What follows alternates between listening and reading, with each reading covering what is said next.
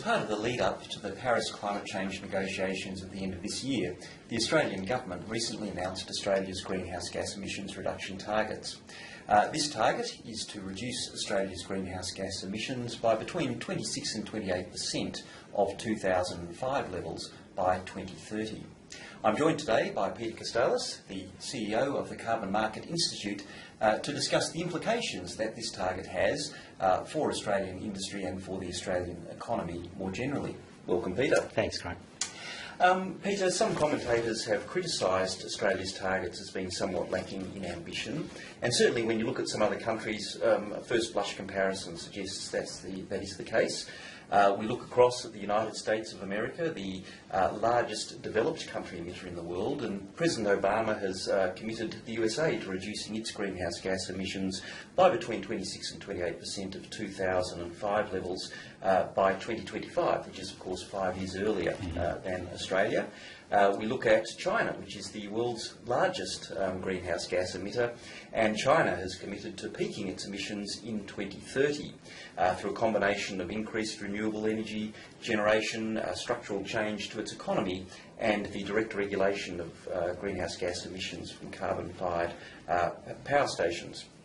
Now, in Australia, of course, we sit at having one of the world's highest per head of population greenhouse gas emissions. I think we're about 28 tonnes of carbon dioxide equivalent at the moment, compared to the United States at 22 and China at around 8. What lessons do you think that Australia can draw from these other countries in terms of its approach to reducing greenhouse gas emissions? I think that was a great question. I think one of the things that strikes me when I have the opportunity to interact and travel to places like the US and China, or to participate in some of the international dialogue that goes on, is that unlike in Australia, countries like the US and China they don't see a distinction between the environment and the economy. The economic challenge to transition your economy into a low carbon world is one of the sort of key driving strategies for these major economies, including Europe, including Korea and Japan, and many other major economies, see that low carbon development is very much an economic issue. And so I think one of the things that we can learn is that from these economies is how they are approaching that integrated approach to looking at economic growth in a low carbon world, how they're setting the policy environment, what they're doing to stimulate investment in technology and innovation, how they're providing funding for research, how they're providing the framework and investment incentive for business through market mechanisms to actually participate and invest in low carbon technologies, abatement or emissions reduction. And so I think where the conversation in Australia has been, and tends to be sometimes a little bit distorted, is that we separate sometimes environment from the economy. Whereas I'm not sure who said it, but I think there was some economist that said that the economy is a wholly owned subsidiary of the environment. If we don't have an environment, we don't have an economy. So I think that's one of the main things that we can learn. That's right. That's a very interesting point you make, because of course with renewable energy technology that ticks many of the boxes, doesn't it? It is a potential area for economic growth. It's also environmentally friendly. The Australian Government seems to have a fairly ambivalent attitude towards renewable energy, or more particularly wind farm electricity generation. I wonder, do you see that there's a big role for renewable energy targets to play in Australia going forward? I think any major economy that is seriously trying to address the emissions reduction challenge will implement a suite of policies. It's a basket of policies and a mosaic that's required. And when you look at what countries are submitting to the United Nations through the UNFCCC process, which is the country's commitment and methodology, I suppose, of delivering on their target, you will see that most economies have a suite of policies in place that relate to almost invariably renewable energy targets or standards that are incorporated within that, some kind of market mechanism, efficiency standards. There's a whole range, a whole suite of policy measures that are important to make up the emissions reduction challenge. So even though we do have a renewable energy target in Australia, I think it's important that it's one component of a suite of policies, and that's what I think we'll hopefully see evolve as the emission reduction challenge really kicks in. There's a very interesting point you make about the need for having a diverse range of policy mechanisms. As we said at the outset, we've committed to a target of between 26 and 28% greenhouse gas emissions reductions on 2005 levels by 2030. That's already come under a little bit of pressure from the international community as being somewhat lacking in ambition. The government's primary policy mechanism to address this seems to be the Emissions Reduction Fund. Now, that is a fund that does depend very much on budgetary appropriations on a periodic basis. It doesn't have a link to the international carbon price. And whilst there's to be the emission safeguard mechanism, we haven't seen the rules being released as yet. I just wonder, therefore, that given this emphasis that the government seems to have on this particular policy, do you think it's going to be sufficient to enable Australia to meet the international commitments it's made? Or are there ways that it can be improved to actually give it that capability? Again, it's a good question and very relevant right now, because as you highlight, the government's flagship policy to address emissions is the Emissions Reduction Fund. It has sort of two main components. One is accrediting and purchasing, which is the fund, the purchasing of abatement, and the other is the safeguard mechanism, which we haven't yet seen the rules, but the intention is to put baselines over covered sectors, so large emitters, with a view of limiting the emissions from those sectors. I think to answer your question around, really, I suppose if I could interpret that, is the policy mechanism we have in place or that the government has put out there, is it going to be enough, and how can it be improved? I think the first thing I would say in framing and answer that question is that what the Prime Minister has announced, even though, as you rightly say, our target commensurate or compared to other equivalent economies may not seem as ambitious, or may seem at the lower end of OECD. But if you look at our emissions reduction target that the Prime Minister has put forward in isolation, what the government has signalled is very deep emission cuts out for the next 15 years. So whatever way you look at it, we are heading towards an economy that has to make significant cuts on current levels, and taking into account the growth in the economy. That is not an insignificant challenge. I would not underestimate the Australian target being a significant challenge both for policymakers and business. So with the policy that we've got in place at the moment, the government has the crediting and purchasing, which is the purchasing of emissions abatement, will make a contribution, and we've already seen some of the contracts up to 46 million tonnes worth of contracts are being procured. But it is coming off the public purse.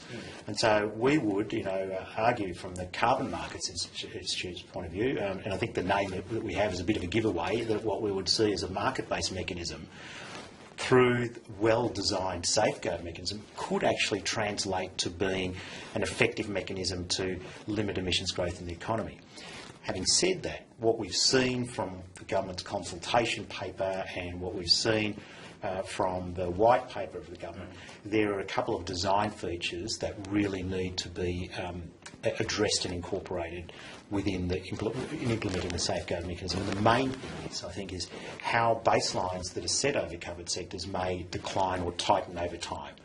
If we have baselines that are set on industry, on emitters that emit over 100,000 tonnes of CO2 equivalent per annum, and those baselines are, let's say, weak, that they don't require business to reduce their emissions, they're set at such a high level that there's no emissions exceedance, then the safeguard mechanism will be ineffective.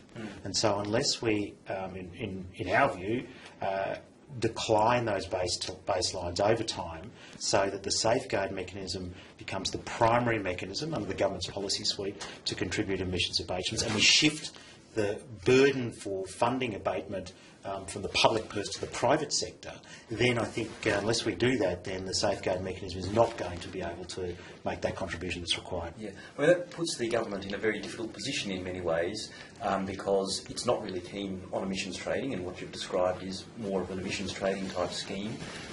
It's not very keen on having the carbon price passed through to consumers and manifesting itself as increased electricity prices and so on.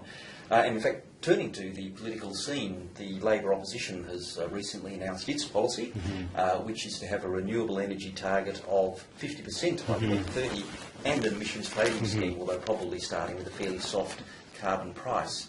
As we know, the government is concentrating on its emissions reduction fund as its principal policy, and it's certainly strongly opposed to an increase in the renewable energy target, given what's transpired recently, and also to the reintroduction of emissions trading. It seems to me that what that means is that the policy uncertainty that's dogged Australia for the last couple of years is probably set to continue for a good time in the future. What impact do you think that will have on industry and financiers in both the fossil-fuelled and the green energy spaces? Yeah, again, it's a really astute observation, Grant. I think almost perversely, I'm quite interested in the fact that this is an issue that still has national attention. And we're going into an election year next year in Australia, which we seem to every year rather than every 3 years, but we're going to an election year, and it is an era of policy that I think will differentiate between the parties, as you've highlighted. It does create uncertainty, but I think there's a change. My view would be there's a change between now and the last election in terms of how businesses see this issue. And I think one very significant change that we're seeing, not just within our membership base, but through our interaction internationally, is that I think that business has started to move ahead of where domestic policy setting is. So businesses are exposed through risk of their operations. We're starting to see businesses carve out their own strategic plan, their own climate resilience strategies, their own investment strategies that take into account that the world is moving towards a low carbon environment. So Australian businesses, even take our largest emitter, AGL, who have identified that a transition to a decarbonised business model is really where they've got to head. It's the transition that Australian business, by and large, are actually going through, like their peers internationally. Where the Australian government can really help that is if they actually provide the framework for business to transition so that there's an efficient and effective way to continue growing in that environment. So we are going to have another head-to-head contest. I would suggest it will probably be reasonably toxic again. But hopefully the contribution of business in that debate is more mature. And I think there's a lot of self-interest from business and their financiers and the asset owners to actually identify that path to decarbonisation and head down that path and maybe influence policymakers to get a bit more mature about it. Well, that's right. And business always has a much longer time horizon than the governments, which tend to work on a 2 to 3 year at most horizon. I suppose, stepping back a little bit, do you think that a fairly robust emissions reduction policy, does that inevitably lead to increased electricity, increased energy prices and reduced economic growth? Or put another way, do you think that you can have a robust emissions reduction policy that can see stable or even declining energy prices and stable or even increasing economic growth? I think it's a great question again, is what is going to happen to household electricity bills under different policy environments. We've certainly seen that being the sort of centre of the debate. However, when you analyse what component of energy prices is impacted by emission reduction policies or market mechanisms, it's a much smaller component than investment in infrastructure and other structural reform that goes on, that gets passed through in terms of prices to the consumer. Having said that, I would say, and I think this is where policymakers tend to shy away from, but emissions reductions in the Australian economy is going to come at a cost. It's going to come at a cost globally.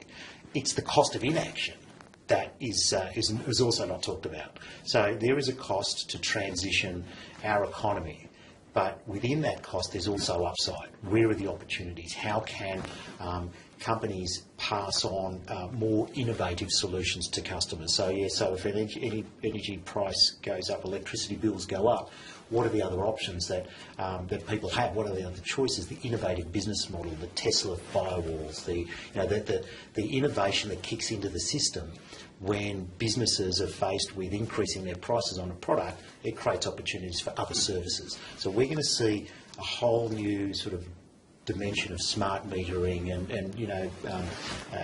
web-based services that will give the consumer more choice.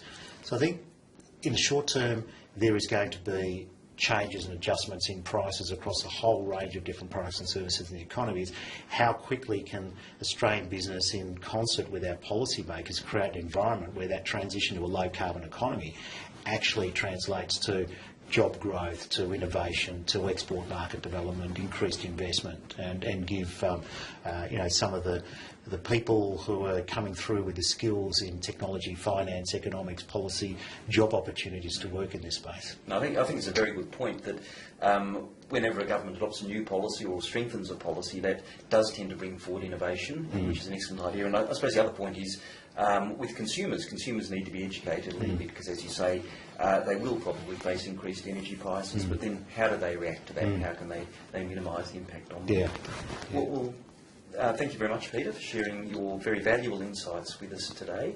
And we at Allens look forward to keeping you informed about developments in the climate change area, particularly with the government's forthcoming release of rules on the energy safeguard mechanism, and also looking at a more global, from a more global perspective at what's going to happen in Paris at the end of this year.